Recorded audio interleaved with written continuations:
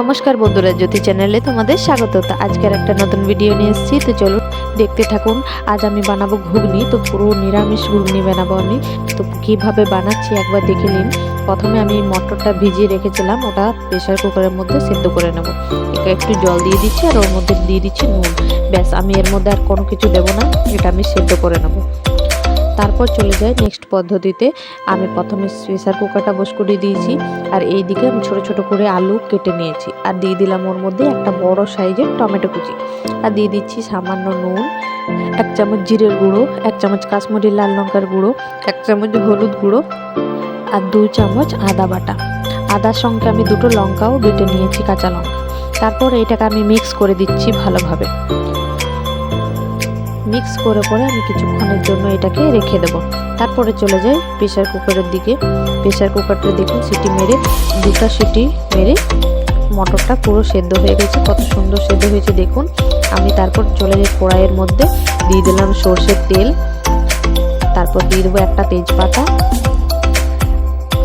অল্প একটু ফোড়ন দিলাম, গোটা জিরে আর একটা শুকনো লঙ্কা 2 টুকরো করে নিয়েছি, আর দিয়ে দিচ্ছি ওই মিশ্রণটা।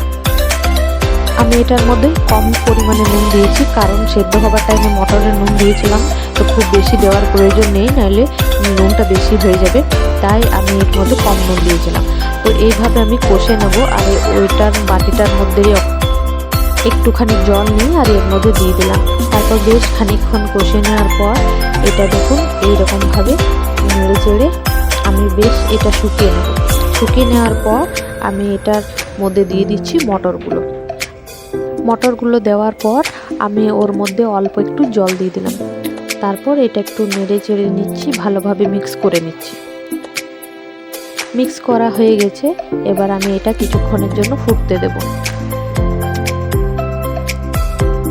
তো ঘুগনিটা দেখুন ফুটে উঠেছে, এবার আমি এর মধ্যে দিয়ে দিচ্ছি ধনেপাতা কুচি। ব্যাস, আমার ঘুগনি রেডি। আমি গ্যাসটা বন্ধ করে দেবো। এবার আপনাদেরকে প্লেটের বা বাটির মধ্যে নিয়ে দেখাচ্ছি কেমন হয়েছে।